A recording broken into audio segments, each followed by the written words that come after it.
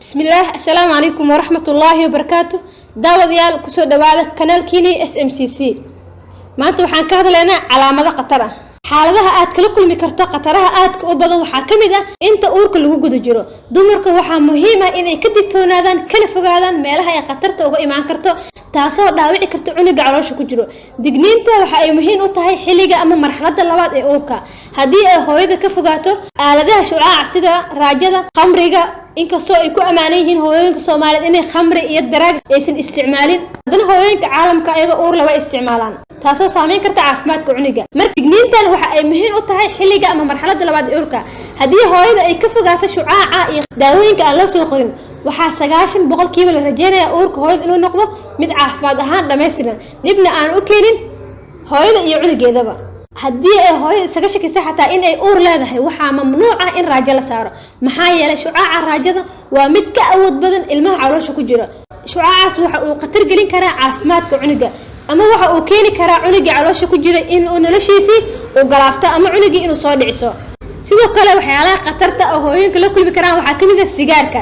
waxaa wada ognahay in hooyooyinka Soomaaliyeed aysan isticmaalin sigaarka laakiin waxaa xaqiiqo ah oo la og yahay in agagaarka hooyada lagu cabo sigaar sida gaariga dadweynaha suuqyada iyo meelaha isugu imaan dadka taasoo saameyn u keeni karta hooyada caafimaadkeeda iyo cuniga ku jira caloosha baaritaano la sameeyay ayaa lagu cadeeyay in sigaarka uu waxyeeleeyo ilmaha caloosha ku jiro waxaana la sheegay in ilmaha uu ka dhigo kuwa nafaqo darro ku dhashay ama miisaan ahaan aad u hooseeyo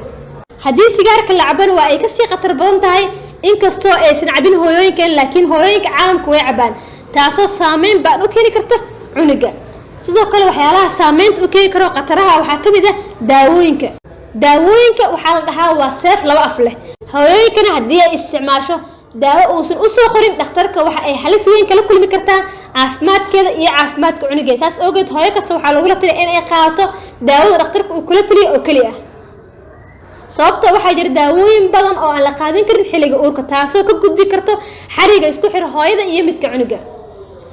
haddii ay ka gudubtana waxa ay saameynaysaa caafimaadka ku jiro ilma galeenka hooyinka qaar waxa ay sameeyaan haddii uu madax xanuuno ama lafaha uu xanuuno ama boga uu xanuuno waxa ay u qaataan kaniiniyaal kala nooca laakiin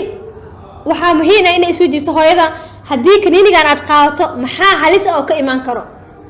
sidoo kale hooyada waxaa laga rabaa xilliga ay uurka leedahay in daawo kasta ay qaadanayso ay kala tashato sababtoo ah daawooyinka qaar waxa ay keeni karaan in cunigii guud ahaanba aan weyno ama cunigii hooyadii abortion uu ku dhaco ama hooyadii ay dhiciso hooyinka waxaan kula talinaynaa in ay joojiyaan isticmaalka sunta